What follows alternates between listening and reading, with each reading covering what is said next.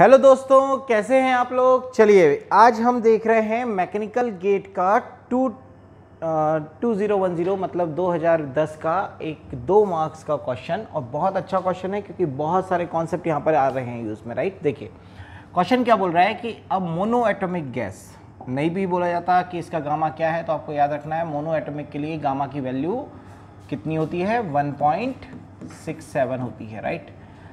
And molecular weight capital M, that is 40, is compressed adiabatically from pressure 0.1 megapascal to 0.2 megapascal. The universal gas constant, that is R bar, is equals to ये भी अगर नहीं दिया जाता तो आपको याद रखना रहेगा 8.314 किलो जूल पर किलोमोल केल्विन होता है, राइट।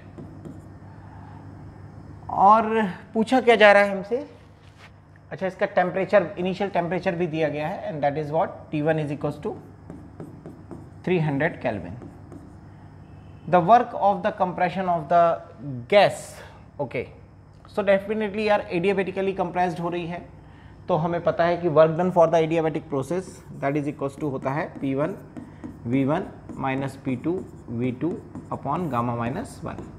बट यहाँ पर एक बात और मेंशन है कि गैस कौन सी है हमारी, आइडियल गैस है। गैस कौन सी है हमारी, आइडियल गैस है। तो अगर आइडियल गैस है तो आइडियल गैस की कंडीशन में हमें पता है कि P1 V1 is equals to MR T1 and P2 V2 is equals to MR T2 upon gamma minus 1।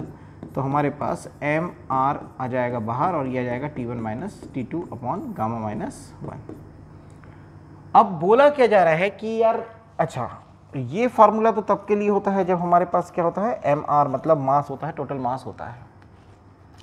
दूसरी बात, हमको जो वर्क डन निकालना है वो पर यूनिट मास में निकालना। आप देखो किलो जूल पर केजी है, तो हम मास से इसमें डिवाइडेशन कर देंगे, तो हमारे पास जो वर्क डन का फार्मूला बनेगा वो बनेगा R T1 minus T2 upon gamma minus 1, और ये होगा किलो जूल पर केजी में, क्योंकि मैंने मास से इसमें डिवाइडेशन कर दिया है। तो ये मुझे मिल जाएगा स्मॉल w, यानी work done per unit mass. अब बात यहाँ पर ये है कि क्या हम ये वाला फार्मूला लगाएं या ये वाला फार्मूला लगाएं। तो डेफिनेटली यार यहाँ हमारे पास प्रेशर तो है लेकिन वॉल्यूम नहीं है, ना V1 है ना V2 है, हमें वो हेल्प से निकालना पड़ेगा, मेहनत ज़्यादा लग जाएगी। तो क्यों ना हम पूरे सिस्टम को ट्रांसफ़र कर दें टेम्परेचर के फॉर्म में। टेम्परेचर हमें इनिशियल पता है, T2 हमें निकालना है, प्रोसेस एडियाबेटिक है, तो सिंपली हम बोलेंगे T2 upon T1 is equals to P2 upon P1 to the power gamma minus 1 upon gamma. हम इसकी हेल्प से T2 निकाल लेंगे। T2 हमारे पास आ जाएगा कितना, T1 times T1 is what 300 kelvin into P2, P2 is what 0.2 divided by 0.1 to the power 1.67 minus 1 upon 1.67। And finally हम यहाँ से निकाल लेंगे T2। T2 हमारे पास कितना जाएगा दोस्त, वो आ जाएगा 300 और 2 to the power 0.67 divided by 1.67, ये हमारे पास आ गया है। अब इसके लिए हमें क्या करना पड़ेगा, तो डेफिनेटली हमको क्या करना पड़ेगा, कैल्सी का यूज़ करना पड़ेगा ना। किसका यूज़ करना पड़ेगा, कैल्सी का यूज़ करना पड़ेगा। और कैल्सी का यूज़ भी मैं आपको साथ ही साथ बता ही रहा हूँ। तो देखिए हम अब कैल्सी में इसको कैसे सॉल्व करेंगे। तो अब हम कैल्सी में इसकी कैलकुलेशन कर रहे हैं, that is what 2 to the power this, okay. अब कैसे करेंगे, तो यार सबसे पहला काम हम क्या करेंगे, हम ब्रैकेट लेंगे, ब्रैकेट में 2 को रखेंगे, फिर ब्रैकेट क्लोज करेंगे और इसकी पावर लगाएंगे, and that power is what, इसकी पावर लगाएंगे और इसकी पावर आएगी ब्रैकेट में ही 0.67 divided by 1.67 bracket close, and that is equals to, equal to दबाना मत देना, इससे पहले जो वैल्यू दे रहा था वो 0.67 बाय 1.67 की वैल्यू दे रहा था। So now we got this value and this into 300 and finally we got कितना आ गया हमारे पास 396, यस।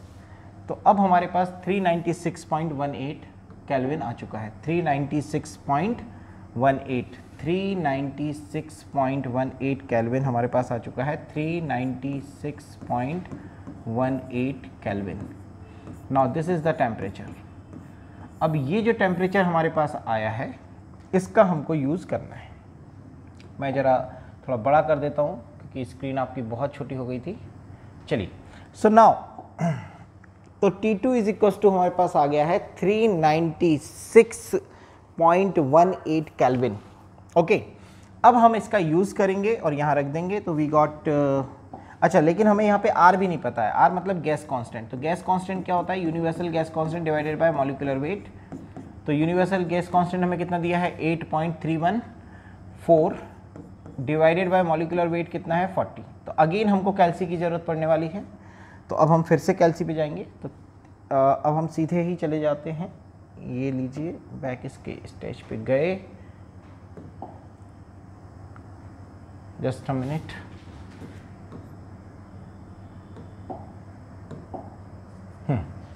सो नाउ अब हमको क्या करना है? अब हमको क्या करना है फ्रेंड्स? Just a minute. अब हमको करना है 8.314 divided by 40, that is equals to 0.207। तो 0.207 हमारे पास आ गया। बिल्कुल सही है ये। मैं साथ ही साथ चेक कर रहा हूँ कि कहीं कुछ मिस्टेक ना हो जाए। तो 0.207 ये हमारे पास किलो जूल पर केजी केल्विन हमारे पास क्या आ गया है? R का वैल्यू। तो अब ये जो R का वैल्यू आया है हमारे पास, ठीक है, इस R के वैल्यू को अब हम लोग क्या करेंगे?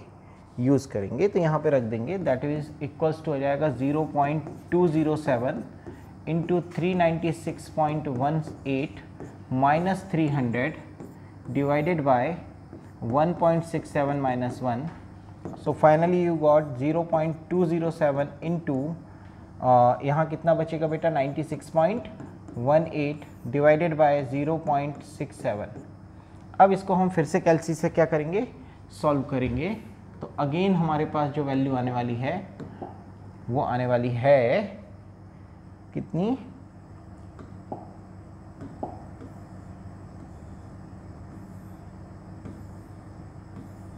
यस।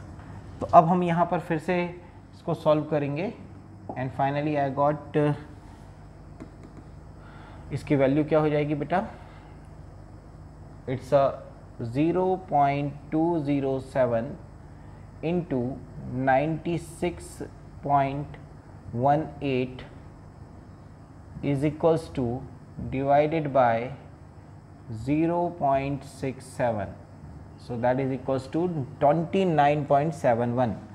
29.71। तो 29.71 किलो जूल पर केजी हमारे पास आंसर आ गया है।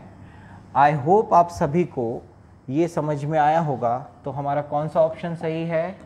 29.71, that is option A is the correct answer. देखिए, कैलकुलेशन वाला पार्ट इसमें ज़्यादा था, इसीलिए हमको थोड़ा सा टाइम लगा। वैसे ज़्यादा कंफ्यूजिंग नहीं है, बट एक क्वेश्चन में बहुत सारे कॉन्सेप्ट आए हैं। आई होप आपको ये पसंद आया होगा और आप लाइक कर रहे होंगे और सब्सक्राइब भी कर रहे हैं हमारे चैनल को। जिन्होंने नहीं किया है वो कर लीजिए, जिन्होंने कर लिया है वो थैंक यू है उनको शेयर करिए, ज़्यादा से ज़्यादा व्यू करिए। देखिए, अगर आपको कहीं दिक्कत जा रही है तो आप कमेंट बॉक्स में लिखिए, हम उसके सॉल्यूशंस आपको देंगे। Thank you very much.